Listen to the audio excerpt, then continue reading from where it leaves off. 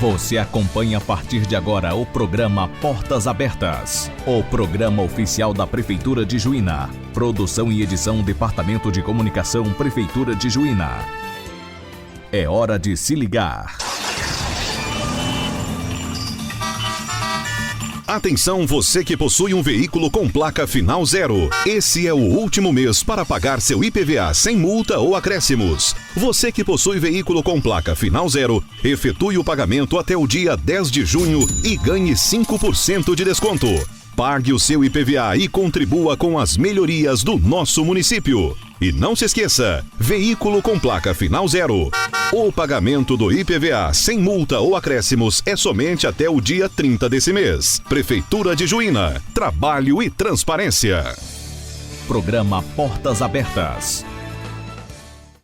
Olá, boa tarde, estou chegando para mais um programa, mais um informativo da Prefeitura Municipal de Juína.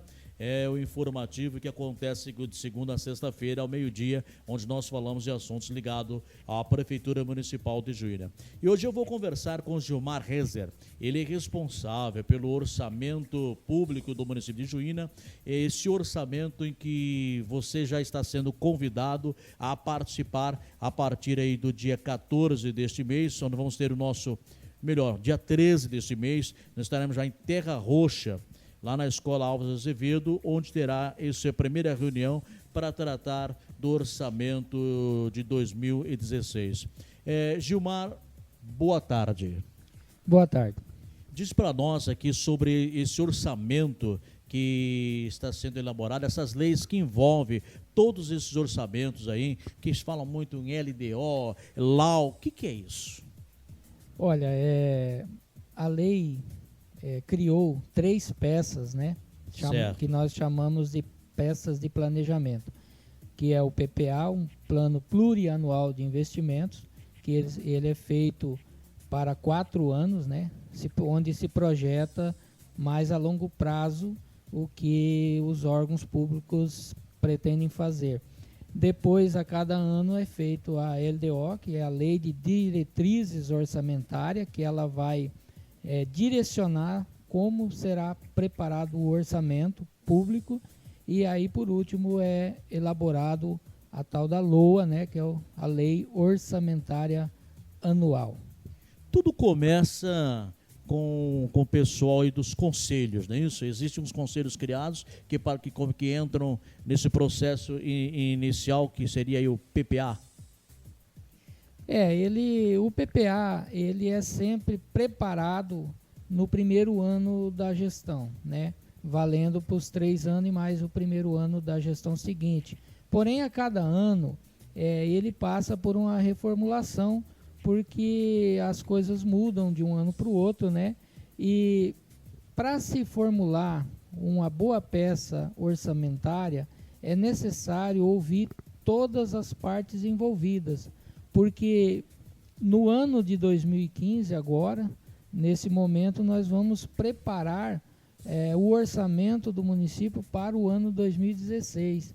Então, nós já temos hoje que saber tudo o que vai acontecer no ano que vem. Tudo que é necessário fazer, tudo que se precisa, né, providenciar, e tudo isso tem que ser projetado agora. Por isso que é importante todos os segmentos participar das audiências, nas conversas internas, porque são pessoas que estão lá na ponta. Muitas vezes enxergam as necessidades que nós técnicos aqui dentro da prefeitura, elaborando essa peça, não vemos, né? E por isso é importante a participação também dos conselhos que estão no dia a dia lá na ponta, acompanhando os fatos, né, os acontecimentos do dia. Esse orçamento é elaborado, vem de encontro para poder aí fazer com que no ano que vem, né, o prefeito saiba como trabalhar, porque tudo já está orçado. Onde você colocou, por exemplo, a necessidade da participação. Por isso que está indo até as comunidades para ver a necessidade da participação. Lá nessas reuniões que vão acontecer nas comunidades, vão ser debatidos o que realmente precisa na comunidade. E é isso, essa resposta que essas leis estão buscando para se possa formatar aí o orçamento do ano seguinte, que as pessoas tragam essa resposta, dizer o que eles precisam. É isso. Sim, quando a prefeitura vai ao local, né, vai à comunidade, ela vai lá buscar da comunidade as suas necessidades, aquilo que é preciso ser feito lá, né? E nada melhor, e ninguém melhor para falar o que é preciso na comunidade do que quem mora lá. Porque muitas vezes o gestor ele tem uma noção do que se precisa em todo o município, né? Mas muitas vezes coisas passam despercebidas, né? E indo lá na comunidade, o que a gente faz nessas audiências? A gente vai abrir para a comunidade nos colocar sugestões. O que é que a comunidade está precisando? Então lá vão ser colocados, olha, nós precisamos que melhore a estrada, nós precisamos que construa uma escola, um posto de saúde ou qualquer coisa que eles estão de fato precisando. E aí dentro, lógico, de uma capacidade, né, do município, que não se pode e não se consegue fazer tudo, mas dentro de uma capacidade, o município tenta colocar essas necessidades dentro das suas peças de planejamento e dentro principalmente do orçamento, onde vai se direcionar os recursos necessários para atingir esses objetivos. Gilmar, depois desses documentos criados na comunidade, tudo isso formata-se aí um documento que vai para o prefeito. O prefeito poderá vetar alguma das reivindicações que foram colocadas lá ou ele aceita da forma em que vem lá na comunidade? Essas indicações elas vão passar por uma análise, né, de toda a equipe, porque a gente acaba vendo e acontecendo muito isso, que são pedidos coisas que é responsabilidade, por exemplo, do Estado, né? É muito comum a gente ir em audiências públicas e as pessoas pedem, por exemplo, segurança pública. E nós sabemos que segurança pública é de responsabilidade do Estado. Então tudo isso é filtrado depois também, né? Sim, com certeza. É feito um filtro, né? Junto à equipe, junto com o próprio gestor, com o prefeito. E aí, depois desse filtro, o que é possível se colocar no orçamento é que vai ser colocado. Mas a gente tenta, da melhor forma possível, aproveitar todas as indicações, mesmo que seja de responsabilidade do Estado, mas aí o município pode formular um documento e o prefeito encaminhar ao Estado nessa reivindicação. Depois que tudo isso é filtrado, é encaminhado então ao Legislativo, tem que ser aprovado pela Câmara? Sim, essas leis aí são preparadas, digitadas em formato de projeto de lei e enviado ao Legislativo para discussão também e aprovação e depois sanção do prefeito. A Câmara também pode vetar alguns itens? A Câmara ela pode fazer emenda. Emendas, não seria vetar, né? Ela não tem poder de veto, mas poder de emendas, né? Sim, desde que ela, se acrescentado algum projeto, ela tem que reduzir de outro, porque essas peças, principalmente o orçamento, ele vai batendo a receita prevista com a despesa prevista também. Então ela não pode ser dispareia. O município tem que ter receita para cobrir toda a despesa. Tudo isso, no geral, está dentro da Lei de Responsabilidade Fiscal. Sim, a lei já desde da 4.320, né, de 64, que é obrigatória a se fazer esses orçamentos.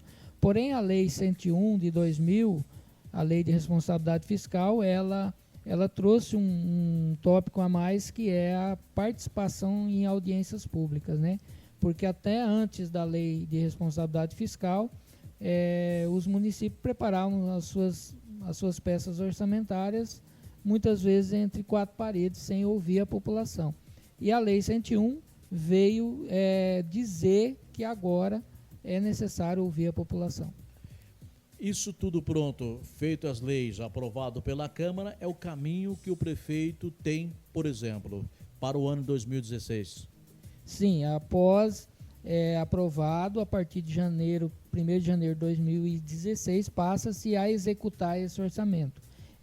Nesse orçamento se coloca despesas e receitas do próprio município, que nós chamamos de receitas próprias e despesas de manutenção, né?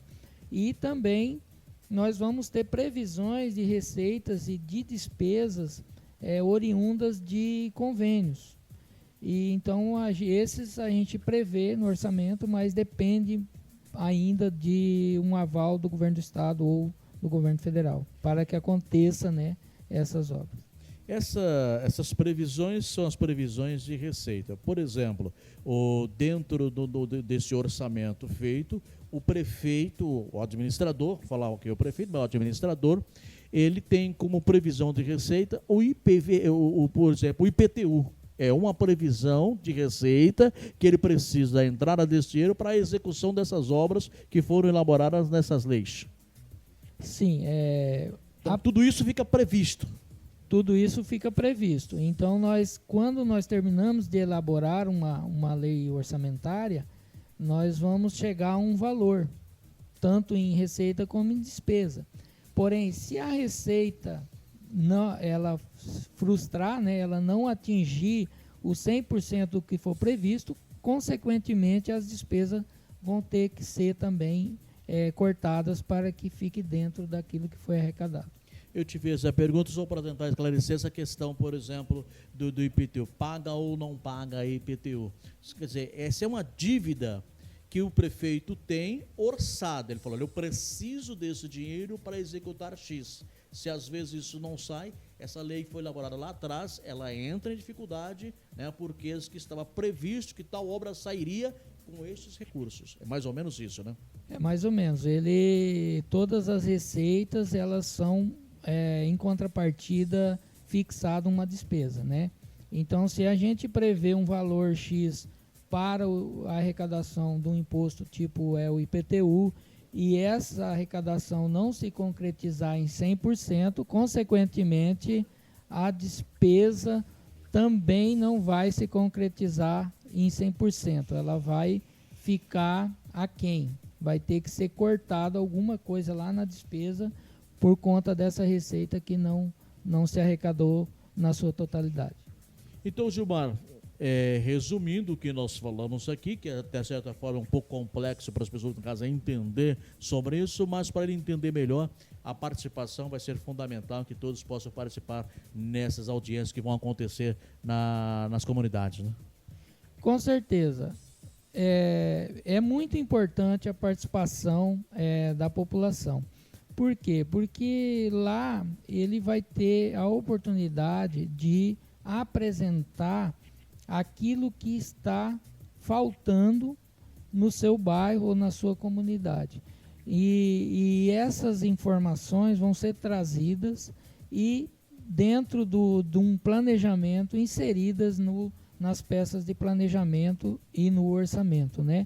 E com isso o executivo, o poder público fica sabendo também, de fato, o que está faltando, o que está precisando mais naquela comunidade. E por isso que é de suma importância a participação da população nessas audiências públicas. Tá certo, Gilmar, muitíssimo obrigado pela sua participação aqui no nosso programa. Vamos falar em outras oportunidades, falaremos mais. Obrigado mesmo, sucesso para você. É uma alegria, né, a gente poder estar participando e informando a população, e a gente vai esperar cada um de vocês nessas audiências que nós vamos estar lá para poder, junto com a população, elaborar um excelente orçamento para o ano 2016. É hora de se ligar. Exerça sua cidadania. Participe das decisões de seu bairro e da sua cidade, pois você conhece melhor do que ninguém os problemas da sua comunidade. A Prefeitura de Juína convida todos para uma audiência pública de decisão e elaboração da Lei de Diretrizes Orçamentárias, Lei Orçamentária Anual e PPA para o exercício 2016. Venha nos dizer o que é prioridade no seu bairro. Audiência pública exclusiva para os moradores do Distrito de Terra Roxa, no dia 13 de junho, às 8h30 da manhã, na Escola Álvares de Azevedo. Audiência pública exclusiva para os moradores do Distrito de Filadélfia, no dia 14 de junho, às 8h30 da manhã, na Escola Oswaldo Cruz. Audiência pública exclusiva para os moradores dos bairros Palmiteira e Padre do Ilho, no dia 16 de junho, às 19h30, na Câmara Municipal de Juína.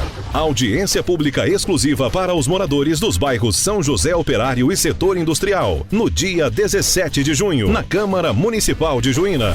Audiência pública exclusiva para os moradores dos bairros Módulo 5 e Módulo 6, no dia 18 de junho, às 19h30, na Câmara Municipal de Juína. Audiência pública exclusiva para os moradores dos módulos 1, 2, 3 e 4, no dia 19 de junho, às 19h30, na Câmara Municipal de Juína. Audiência pública exclusiva para os moradores do Distrito de Fontanilas, no dia 20 de junho, às 8h30 da manhã, na Escola Vinícius de Moraes. Você tem a obrigação de participar e dar a sua opinião. Prefeitura de Juína. Trabalho e transparência.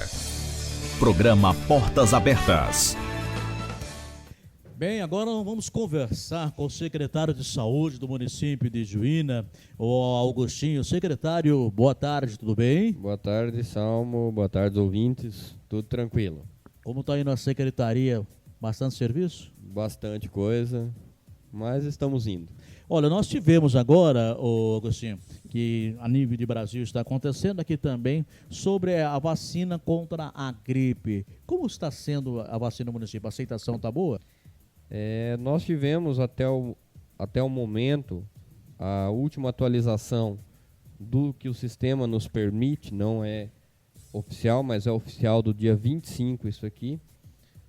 Nossas metas, as coberturas menores ainda é das crianças. É um problema, uma coisa muito preocupante, né, porque nós contávamos com o apoio de todas as mães e pais responsáveis e até o momento nós não atingimos nem os 50% ainda dessas crianças. Estamos realizando busca, comunicando os agentes de saúde para que peçam para os pais trazerem essas crianças para atingir essas metas. As demais nós estamos dentro da normalidade. Então, crianças nós atingimos 47,27%, profissionais de saúde 32,6%, gestantes 51,9%, puérperas 66,2%, os indígenas, que daí quem vacina é a CESAI, mas até o momento que eles nos passaram está em 11,42%, isso uma população só de 394 indígenas, devido à divisão dos polos, e os idosos 60,9%. Então, no total aí, de média, nós temos 54,74% de cobertura.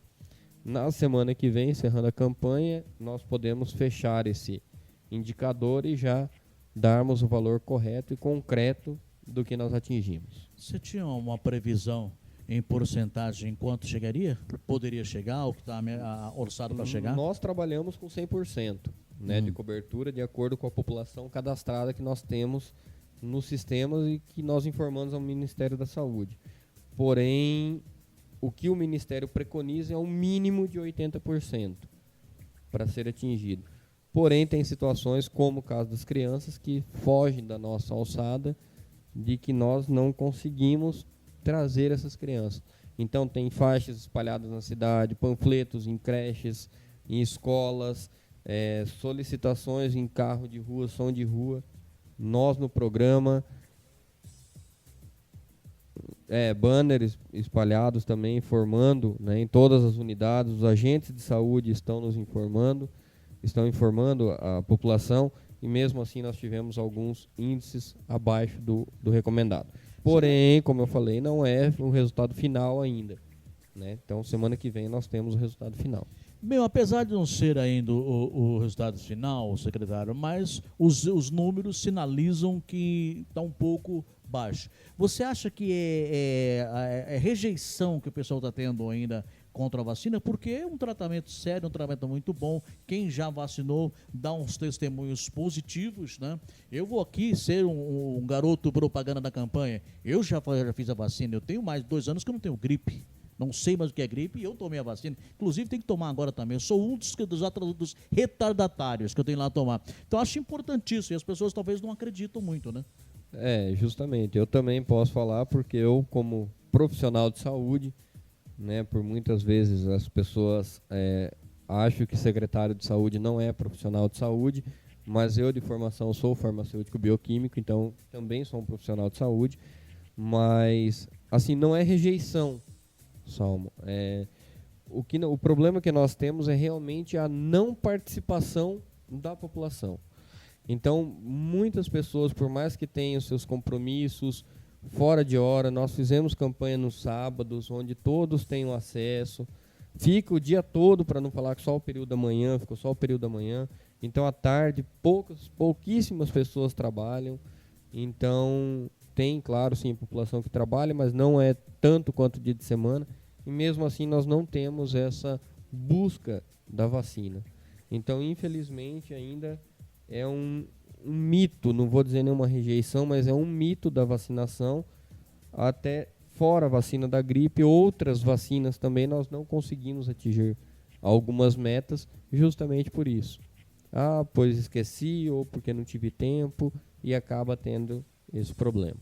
Falando de vacina, eu quando estava na escola estudando, estava na escola, eu sempre era designado pela direção da escola para ser voluntários, né, nas campanhas de vacina. Na época era a famosa o Zé Gotinha, aquela campanha da paralisia infantil. E a gente encontrava pessoas com resistência.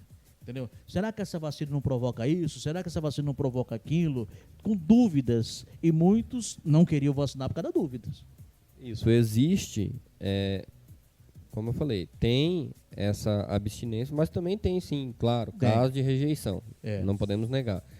Mas assim, é um exemplo disso. Eu também, na minha infância, na minha juventude, em campanhas de vacinação, nós saímos da escola para ser vacinado. Né? A coordenação pedia que viesse com a carteirinha de vacina, ou vinha a equipe até a escola, ou nós íamos até a equipe de saúde, organizávamos todos e íamos lá.